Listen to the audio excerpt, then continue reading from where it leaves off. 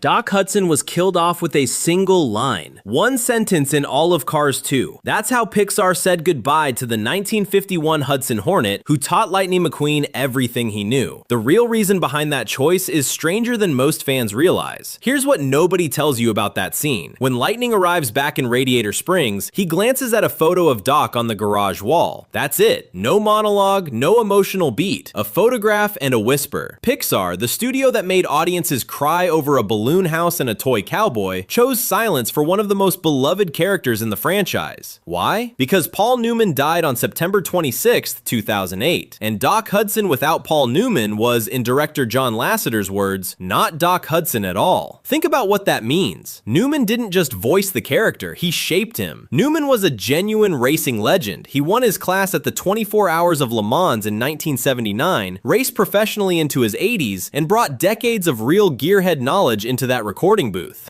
When Lasseter first pitched him the role in 2003, Newman said no. He'd turned down animated films for years. What changed his mind was a private tour of Pixar and a script draft that treated racing with actual respect. That's documented. The obvious question is, why not recast? Disney does it constantly. James Earl Jones was replaced. Robin Williams' Genie got a new voice for the direct-to-video sequel. So why draw the line at Doc? The answer sits inside an internal Pixar debate that never made it to a press release. According to story artists who worked on Cars 2 between 2009 and 2011, two camps formed. One wanted to recast Doc with a sound-alike and keep him alive in Radiator Springs. The other, led by Lasseter, argued that Newman had recorded unused dialogue during the first film, and that putting a new voice on the character would betray both the actor and the role. Lasseter won. Newman was 83 when he died. That number matters because it's exactly the kind of number Doc Hudson would have respected. A full career, earned mile by mile. What most fans miss is that Doc Hudson was never supposed to die at all. Early Cars 2 story treatments from 2008 had Doc traveling to Tokyo with McQueen and Mater, written into the World Grand Prix arc as a strategic advisor. Storyboards exist. Concept art exists.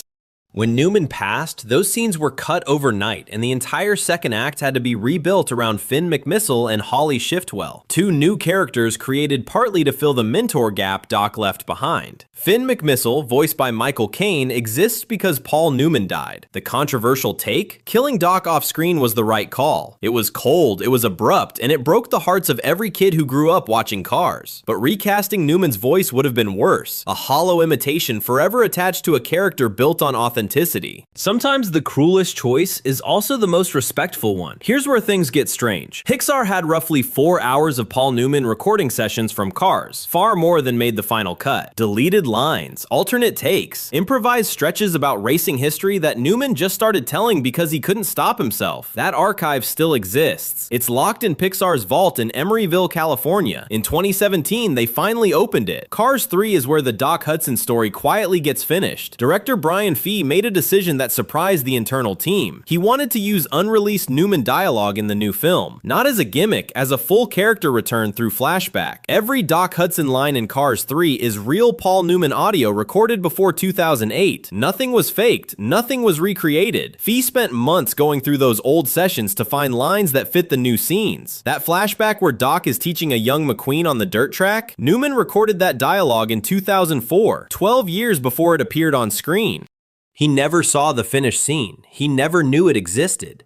Why didn't they do this for Cars 2? Timing. In 2010, the wounds were too fresh. The Newman estate was still working through rights and licensing, and Lasseter reportedly felt that bringing Doc back so soon after Newman's death would feel exploitative. By 2015, when Cars 3 was in production, enough time had passed that the family gave enthusiastic approval. The Newman family has never spoken publicly about the deal. That silence is deliberate. What happened to the Hudson Hornet in the timeline? Pixar was specific. Doc Hudson died peacefully in Radiator Springs sometime between Cars and Cars 2. His medical shingle stayed on his old office. His trophies remain on display in the museum McQueen built in Cars 3, the Doc Hudson Racing Museum, which holds replicas tied to the 1951 Hudson Hornet's actual race wins from the NASCAR season Doc references in the first film. 3 piston cups. That number is canon. It also matches Herb Thomas, the real 1951 Hudson Hornet driver Doc was modeled after. Pixar didn't invent those wins, they borrowed them. One last detail. In the final scene of Cars 3, when Lightning takes on Doc's blue paint scheme and the fabulous nameplate, that visual sequence was storyboarded in 2008, the same month Paul Newman died. It sat in a drawer for 9 years.